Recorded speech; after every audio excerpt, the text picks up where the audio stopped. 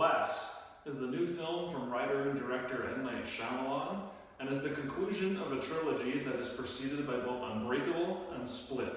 This film takes place 19 years after the original film Unbreakable, in which David Dunn, portrayed by Bruce Willis, tracks down a man known as the Horde, portrayed by James McAvoy. He is someone who suffers from DID, or dissociative identity disorder, and in this he has 23 different distinct personalities that, a lot of which we saw in Split, we see more of here. At the events of that previous film, Split, we saw a 24th personality come to fruition known as the Beast. He has invulnerability to bullets, he has super strength, he can climb on walls, and he is more or less a supervillain. As David Dunn tracks him down, there's also the introduction of more characters, one of them portrayed by Sarah Paulson, who captured David Dunn, the Horde, and we also learned that they've apprehended Elijah Price. And their main goal is to take them to a psychiatric facility where they intend to convince them that they are neither superheroes nor supervillains and eliminate the possible threat to the world. Now, I was excited for this movie. Anyone who saw my top 10 anticipated films from 2019 list would know that this was number 3 on that list. And compared to a lot of other ones that appeared on that list, that is saying a lot. Because personally, I loved Unbreakable. And I enjoyed Split, it didn't reach that same level of quality. But based on the pedigree of that first film, in addition to the second film, I was excited to see where M. Night Shyamalan would be able to bring things together for this final conclusion. And to be honest, I gotta say that although I was let down, I don't think I'm going to be quite as hard on this movie as a lot of other critics have been. Even though I do have many problems with it, which I'll discuss pretty soon, I would actually tend to be on more of the positive side of this movie. And I think a lot of that has to do with how I think about the ending, because primarily the ending is what I have issues with, along with pretty much anyone else who has issues with this movie. Unlike some people who feel that if they have a bad ending to what is otherwise a good movie, that sours the whole entire experience and it makes the whole entire film not worth it. To some degree, that applies to my own experience. But personally, I found so much to love in the first 2 acts of this movie, and so much thoughtfulness and care put into the filmmaking and the performances, that I honestly can't say that I hated it. There are a lot of moments in which I actually enjoyed Glass very well. And this is especially due to the fact that M. Night Shyamalan, he knows what he's doing with the camera. Say what you will about his screenplays or any of the story choices he's made, because he's made some pretty bad films over the years. But in this, you can tell that he actually put his full effort into making this look as beautiful and as interesting and cinematic as possible. With many wide shots being used to fill things into the frame that add a lot of thematic depth to what you're seeing. And then in addition to that, this film is full of vibrant colors, the image looks sharp, and everything just looks great. I love films that have strong cinematography like this, because it shows that filmmakers, when they make a superhero film like this, they don't just care about making something that appeals to the masses, but has artistic merit to it. And I think this film definitely does, especially because for quite a while, the screenplay and the performances reflect that. One of the key things being James McAvoy, who, just like he was in Split, is absolutely a marvel here. The fact that he wasn't really given much awards attention for Split is, I think, kind of unsettling.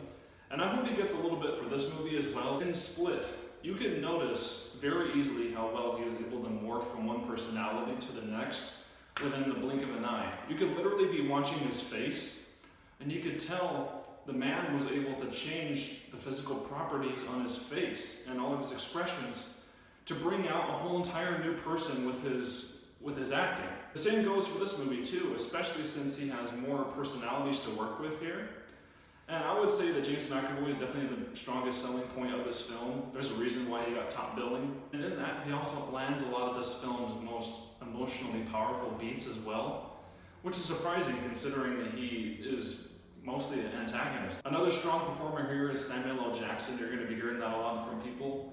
And I think a lot of this has to do with the fact that M. Night Shyamalan wisely chose to let the suspense and the build-up continue to mount for his character to be revealed in a stronger sense. And when Samuel L. Jackson does get the opportunity to bring out more in his performance later on in this movie, you really do feel the payoff of that, especially because of the interplay that is exchanged between him and James McAvoy, which was honestly riveting, especially because of the way that M. Night Shyamalan was able to shoot and edit those scenes together to make them very thrilling to watch. And while there were some moments of occasional unintended hilarity in these scenes, overall I feel that they were able to maintain a strong sense of pace despite the movie's slow burn. And I think that was very bold of M. Night Shyamalan to build his story that way.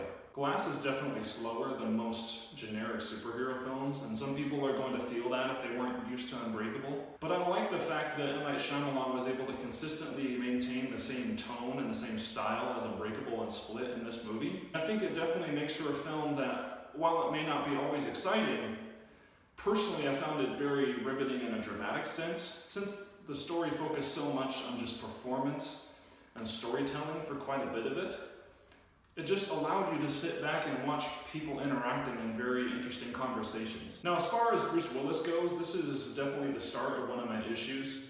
I don't think he's giving a bad performance here like some other people have thought, but the disappointing thing is that even though David Dunn is the hero of this narrative, M. Night Shyamalan kind of forgot that in a way, but he doesn't really give enough for Bruce Willis to do to actually give all that memorable performance. It's not so much Willis's fault as the fact that David Dunn doesn't exactly have an arc here.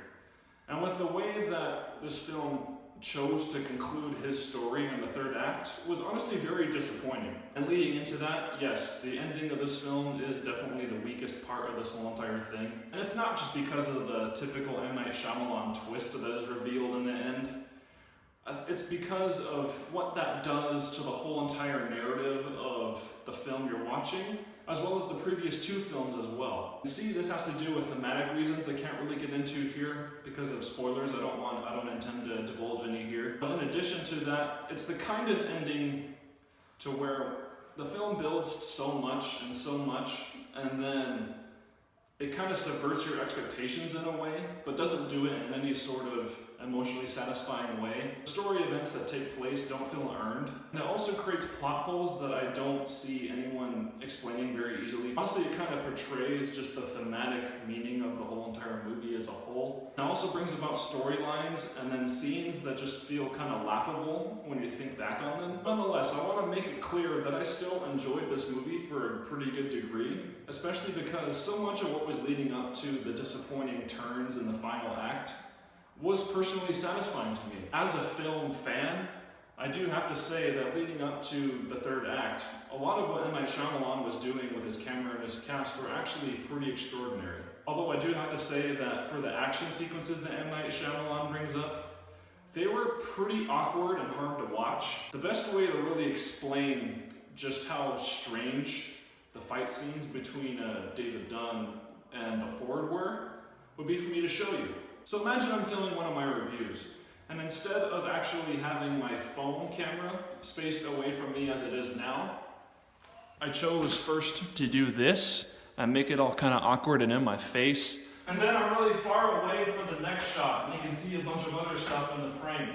So in that sense, the camera work for the action scenes is pretty disappointing, because it goes from being extremely close to the actors' faces as it kind of wobbles around, to them being spaced so far away to where you can't really get a sense of what's going on. And I prefer action sequences to where I feel the intensity in the moment, sure, but there's enough space between the actors and the camera to where the blocking of these actors allows you to see what is actually taking place. And what that does is it lends the action more of a visceral and intense, intimate moment.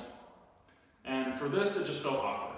Nevertheless, despite how many problems this film does have, I still feel somewhat satisfied by the result, even if the ending is disappointing and doesn't necessarily provide what I was hoping for in terms of emotional catharsis and just having everything wrapped up in a neat, satisfying way. I appreciate what M. Night Shyamalan was trying to do, and I understand the problems that others are having and why they might not like this movie, but I'm willing enough to give it a second try and to see how it might result in a more satisfying experience for me. Or not, possibly, but that's the great thing about M. Night Shyamalan movies sometimes, is that if you go back and rewatch them after having your expectations kind of mellowed out, you might find them to be a more satisfying movie in the result. And I'm going to give Glass a grade of C+. Thank you for watching this review. I look forward to bringing you some more content pretty soon. My next review will be for the Netflix original series, A Series of Unfortunate Events. I recently finished watching season 3 with my wife, and we had a very fun time watching that whole entire show the past couple of years. So I look forward to sharing more of my thoughts on that with you.